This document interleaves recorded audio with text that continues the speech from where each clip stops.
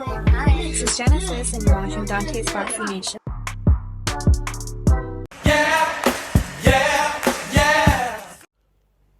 Unfortunately, it was only a matter of time.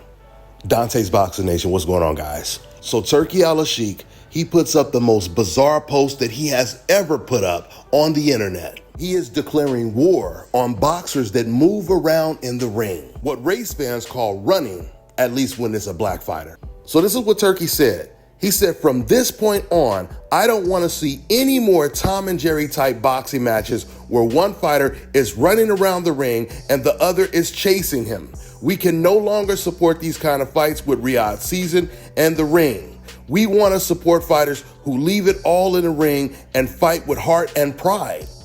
Kick again.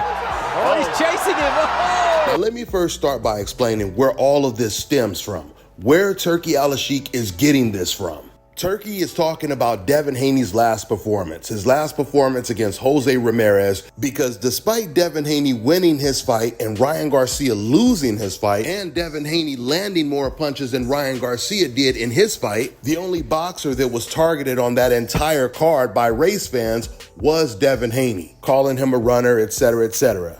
Now listen, I see these comments every once in a while in my comment section where you guys will say, yeah, but it's not just the race fans. There's some raccoons doing it as well.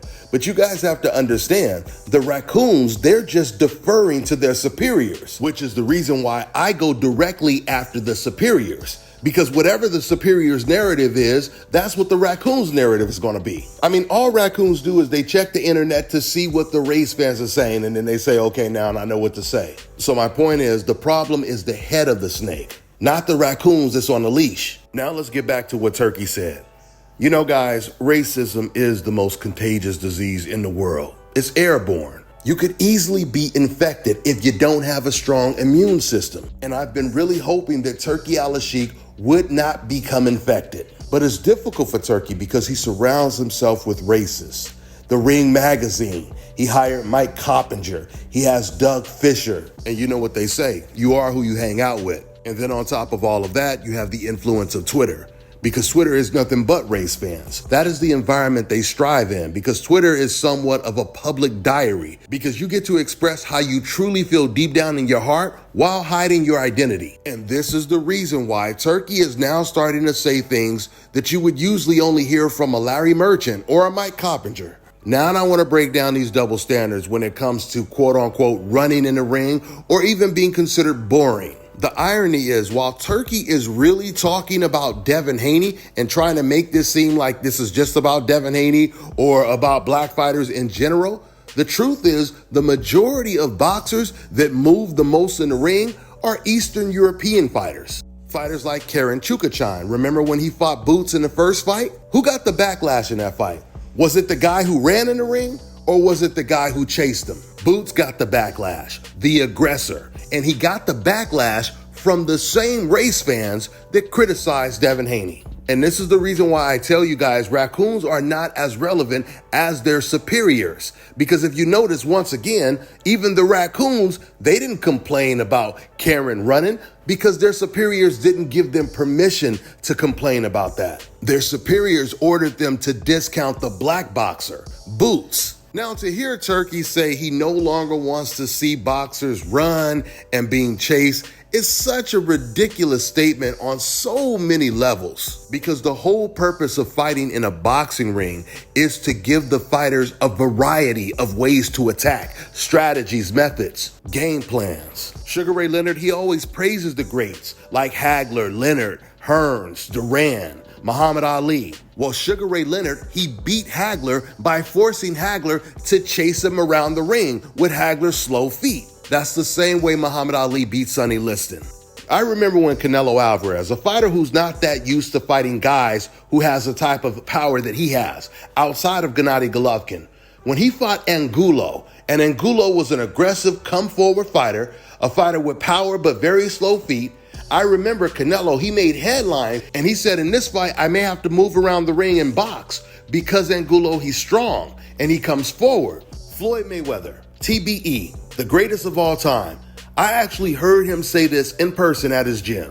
He told one of the boxers, he said, you box the banger and you bang the boxer. The best advice from the best. If you guys recall, when Floyd Mayweather fought boxers like Sharmba Mitchell, Floyd Mayweather was the aggressor. When he fought Zab Judah, he was the aggressor. When he fought Diego Corrales, he was the boxer. And we see the same thing with Gervonta Tank Davis. Depending on Gervonta's opponent, that's how he will fight. When he fought Frank Martin, he was the aggressor. When he fought Ryan Garcia, or when he fought Romero as a better example, he was the boxer. So my point is, Turki, he can't tell boxers how to use the ring when they're in there fighting. I mean, that's almost like telling quarterbacks, we don't want to see you pass the ball. We want to see you hand it off to the running back and have him run right up the middle through the line of defense. And that's the only play we want you to make throughout the entire game. And this is pretty much what Turki is saying. He's saying he only wants to see these fighters make one play throughout the entire fight. Why would you do that when there are many plays in the handbook? What makes a fighter great is being versatile. You have to know when to use plan A, B, C, and etc. At the end of the day, this is really not about the style that some fans claim they like or don't like. This is all about race, because there is clearly a double standard here, and I've already exposed them, but I'm about to take it even further. Now, before I do, let me also remind you, Willie Pep is another fighter that old media considers one of the greatest fighters of all time, and he was mainly considered one of the greatest fighters of all time because of his movement in the ring. Willie Pep, he constantly moved, and he didn't have the type of rhythm or coordination that a Muhammad Ali or Sugar Ray Leonard had. His foot movement was his defense. No head movement, no fancy type of matrix type of defense, just foot movement, what you race fans would call running. And then there's that story that old media loves to talk about when it comes to Willie Pep. They say Willie, he won a round without throwing a single punch, just moving around the ring. Now I want to talk about the card that Turki put together in February. You know, that super card that people are saying is arguably the greatest card put together of all time. And I won't even say arguably. It is the greatest card of all time, because we've never seen that many significant great fights on one card before. With that being said, you guys remember they had Shakur Stevenson versus Padley on there. They had Madrimov versus Ortiz, Beterbiev, Bivol. And if you recall, Shakur Stevenson, when he fought Padley, Shakur was the aggressor. Shakur was constantly coming forward, and he even knocked out his opponent. But yet, they were still booing him. And in fact, there were times when they were actually cheering for Padley. Padley, he would just throw a combination back, and the crowd would cheer. But then when Shakur would land a beautiful combination, the crowd would go silent. And then, of course, when Shakur knocked him down and then knocked him out, the crowd went completely silent. Then they actually start booing him after he got the knockout. So those fans, they made it very clear. They were booing Shakur Stevenson because they wanted to see him lose, right? Even when Shakur, when he fought Artem Harutian, Shakur was the aggressor. Artem Harutian, he was the one that was quote unquote running. He was trying to survive. So who do you think the race fans tried to trash after that fight? The runner or the aggressor? They tried to trash the aggressor. We know what time it is. And once again, it's not a coincidence that these are the same race fans that criticized Devin Haney's performance. So when you hear Turki declaring this war on boxers that move in the ring, who are boxers going to listen to?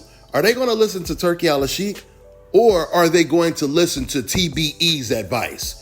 You box the banger and you bang the boxer. You are always going to have boxers moving in the ring of all races and nationalities. You're always going to have some boxer out there that has tremendous power. He's knocking out everybody. This guy can knock you out with just a jab.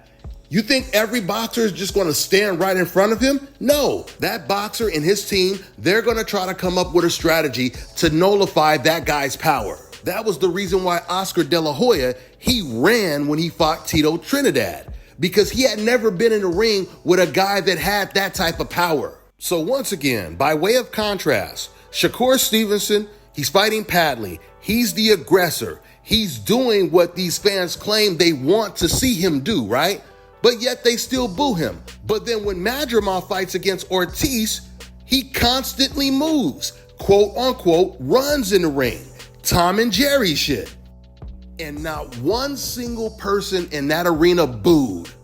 Not at all. They never booed him. Now, I'm about to play some clips so I can really show you guys what I'm talking about. But before I do, I want to also remind you that Lomachenko, remember when he fought Teofimo Lopez? For 6 whole rounds, he damn near didn't throw any punches. All he did was move around the ring. And no race fans criticized him for that. Anyway, let's go ahead and get into this clip. And the question I want to ask Turki after I play this clip is, are you going to ban Madrimov from ring or Riyadh season for doing this in the ring?